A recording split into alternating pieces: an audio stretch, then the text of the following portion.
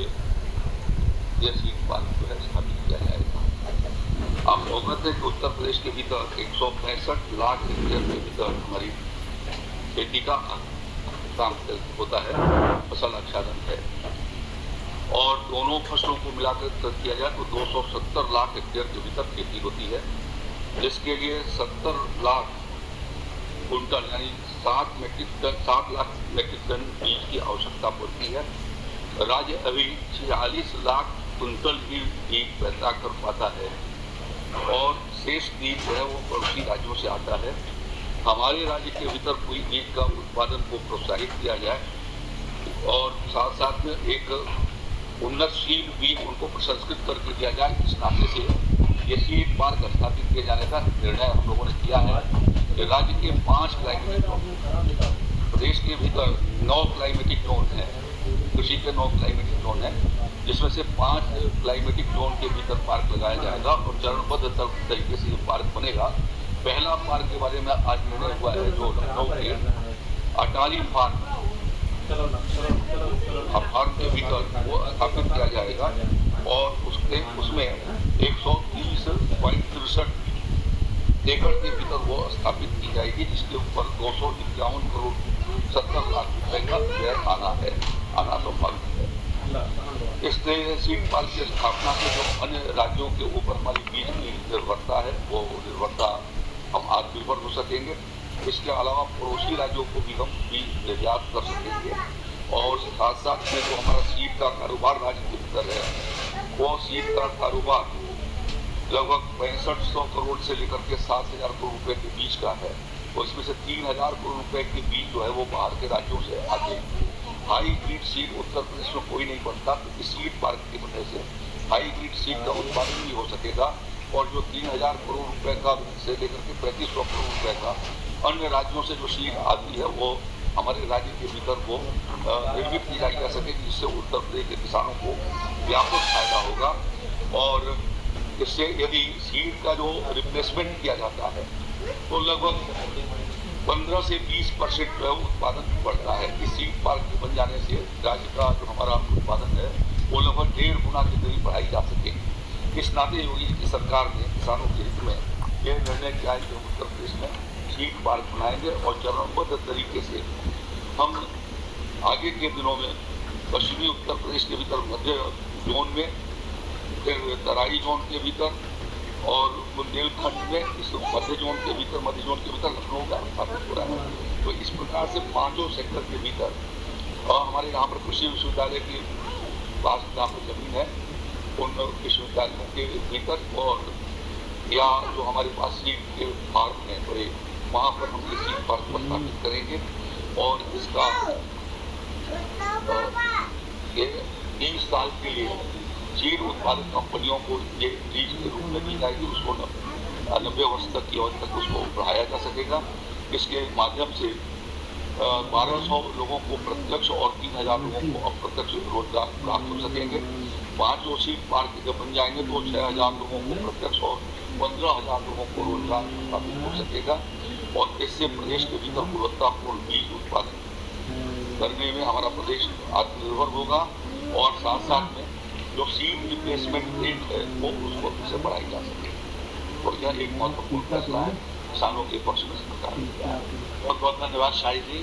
अब मैं आदरणीय श्री ए.के. शर्मा जी से अनुरोध करेंगे कि आज पे देखिए इसकी प्रक्रिया शुरू हो गई है और 2 वर्ष के भीतर मैं अनुमान कर रहा हूँ अब जमीन के आवंटन में काम प्रारंभ हो गए तो वो बीज लेवल पर जो मैक्सिमम रेट उसको देंगे तो उनको उसका जिस कंपनियों ने इसके भीतर रुचि जाहिर किया था जब उन्होंने उसके लिए उनसे आशय पत्र मांगे थे 36 कंपनियों ने उसमें क्या इसके भीतर देश के बड़ी कंपनियों ने भी मोदी है, वायर है, वाइनर है, ऐसे लोगों ने भी आवेदन पत्र दिया है।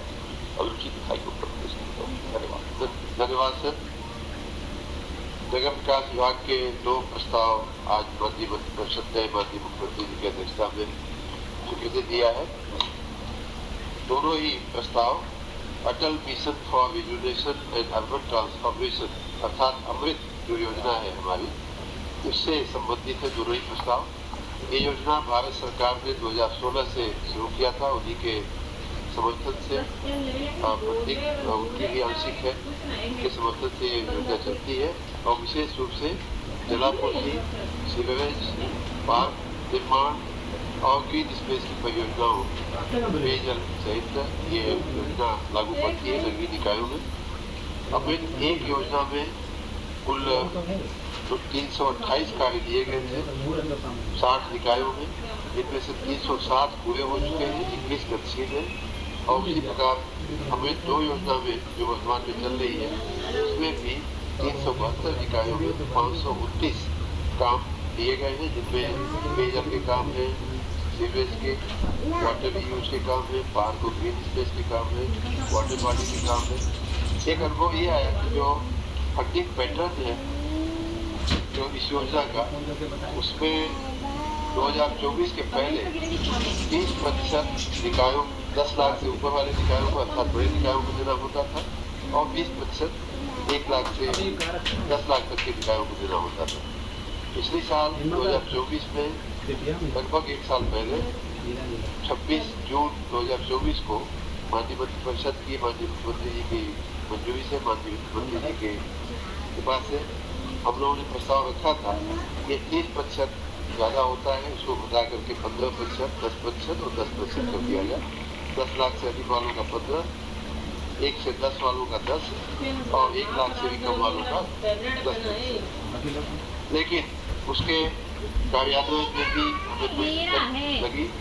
आपकी जानकारी के लिए जो निकाय है हमारे, उनमें टैक्स वसूलने की प्रक्रिया को हमने आगे बढ़ाया है और लगभग पिछले सालों में आपकी जानकारी के लिए 3 गुना टैक्स और उसकी आमदनी बढ़ाने का कार्य किया गया। फिर भी हमारी मंशा थी निकायों के ऊपर जो वित्तीय भार बढ़ रहा है, योजना जनोपयोगी योजना है, लोगों की डे टू डे आवश्यकताओं से जुड़ी हुई योजना है, पेयजल, सीवरेज, पार्क और ग्रीन स्पेस जैसी चीज़ों की आवश्यक चीज़ों की। तो इसलिए निकायों का जो अंश है जिसको देने में कई निकाय असमर्थ हो जा रहे हैं, उसको और भी घटाया जाए। तो आज का हमारा प्रस्ताव था कि जो अभी वर्तमान में जिसको हमने 15% रखा है 10 लाख से अधिक के निकायों वाला, उसको 8% कर दिया जाए। जो अभी वर्तमान में 10% निकायांश है 10 लाख तक के नगर निकायों का, उसको घटा करके 4% कर दिया जाए। और 1 लाख से कम जो जनसंख्या वाले निकाय हैं जिनका अभी तक 10% था, उनका 2% कर दिया जाए। इसे इस प्रस्ताव को माननीय मंत्रिपरिषद ने मंजूर किया है। 842 पहले 15 था, उसको 8 किया गया है 10 लाख से अधिक वालों का। जो 10 था वो 4 किया गया है 10 लाख तक की जनसंख्या वाले निकायों का। और 1 लाख से 10 का जो 10 था उसको 2 किया गया, 842 होगा। अब उसी से जुड़ा हुआ एक प्रस्ताव ये भी था हमारा दूसरा प्रस्ताव, और इसलिए जो हम लोगों ने व्यवस्था की है लगभग 1400-1500 करोड़ रुपए का अतिरिक्त बोझ राज्य सरकार में आएगा, लेकिन निकायों को बहुत बड़ी राहत हो जाएगी। वो निकाय भी इस योजना का लाभ ले सकेंगे जिनके पास वित्तीय संसाधनों की बड़ी कमी रहती है।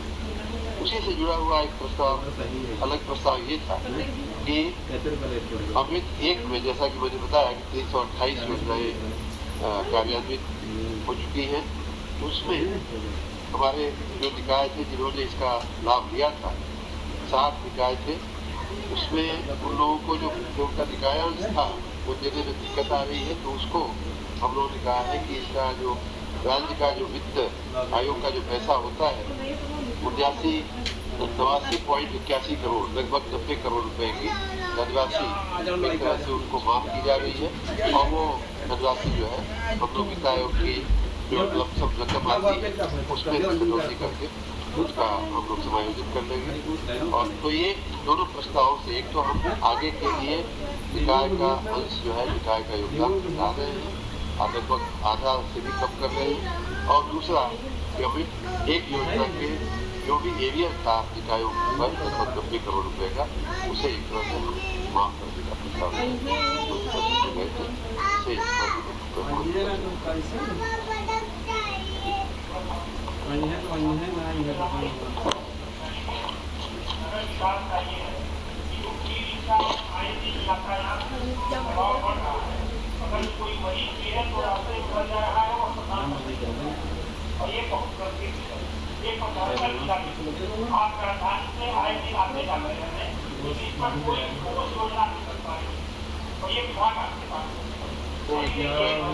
ट्रैफिक ट्रैफिक ट्रैफिक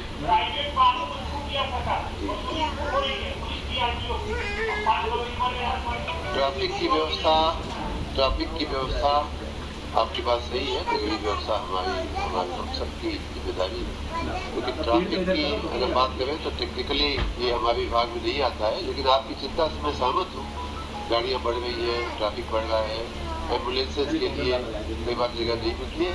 ये बात मैं संज्ञान में रखता हूँ और जहाँ आवश्यक होगा, जहाँ उचित होगा, जरूरी होगा, उसका संज्ञान लेकर के उसमें कार्रवाई की जाएगी। आप सबका बहुत बहुत धन्यवाद। बहुत बहुत धन्यवाद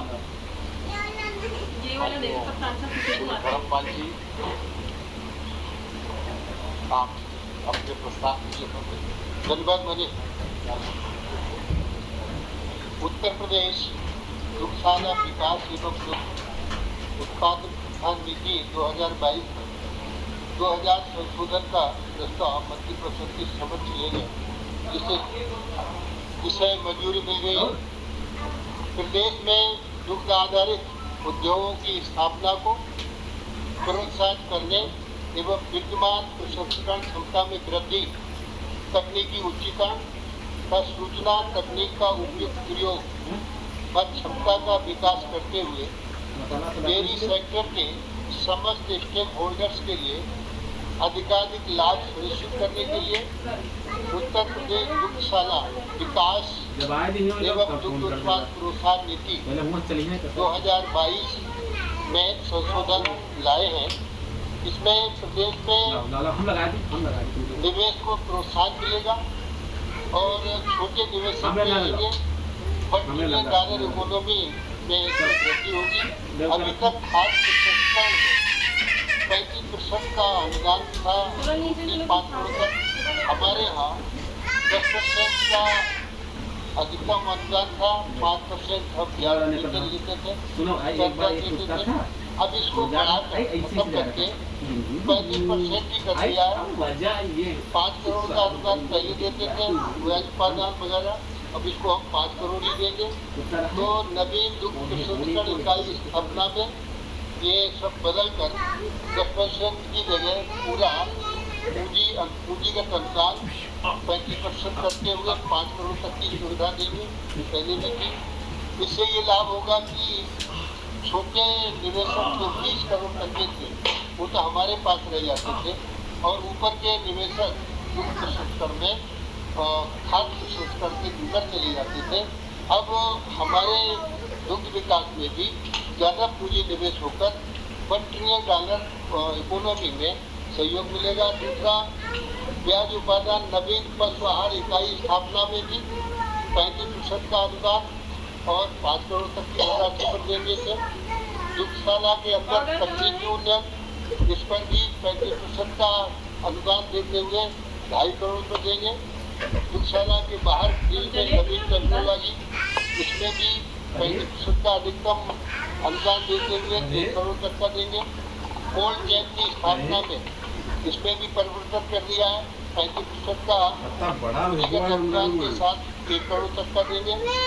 मूल संबंधित दुग्ध उत्पादन बनने वाली इकाइयों को ब्याज उपादान, इसमें भी परिवर्तन हुआ, 50% अधिकतम और 50 करोड़ 50 करोड़ तक देने का है।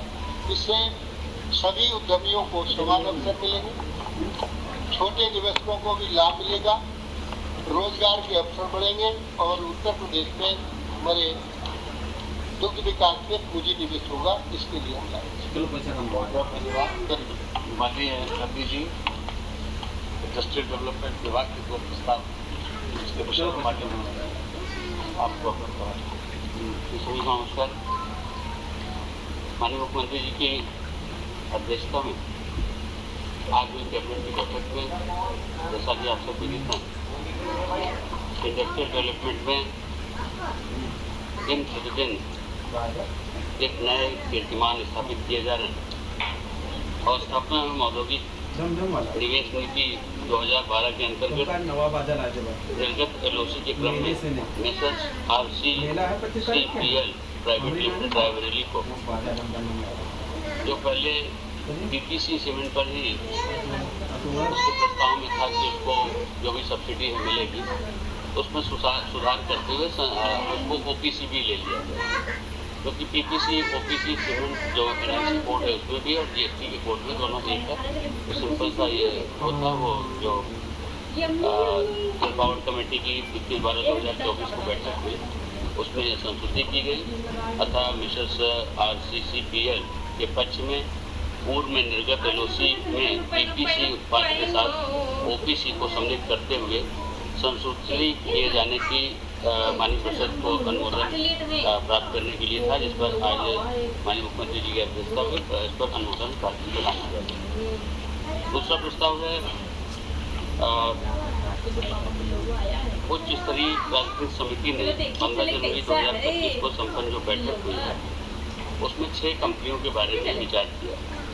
उत्तर प्रदेश को राष्ट्रीय एवं अंतर्राष्ट्रीय स्तर पर प्रतिष्ठित निवेश गंतव्य के रूप में स्थापित करने के दृष्टिगत अधिसूचना 4/11/2022 को जो नीति जारी हुई थी उसमें JK cement limited Prayagraj 450.92 crore, moon beverage limited Hapur mega 469.61 crore, silver pulp and paper mill private limited Muzaffarnagar mega 403.88 crore, global spirits limited Lakhimpur mega 399.74 crore, Chandpur enterprises 273.9 crore.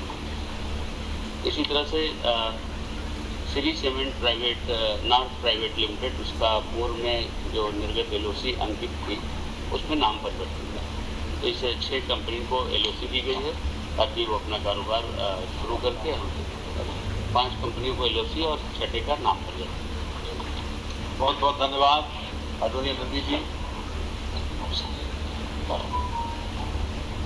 जैसा कि मैंने प्रारंभ में कहा था तो ये 3 प्रस्ताव और हैं जिसके विषय में हम आपको बता देंगे। ये एक प्रस्ताव है कि ग्रामीण क्षेत्रों में गांव सभाओं के लिए जो समय समय के ऊपर उनको खर्च करना पड़ता है,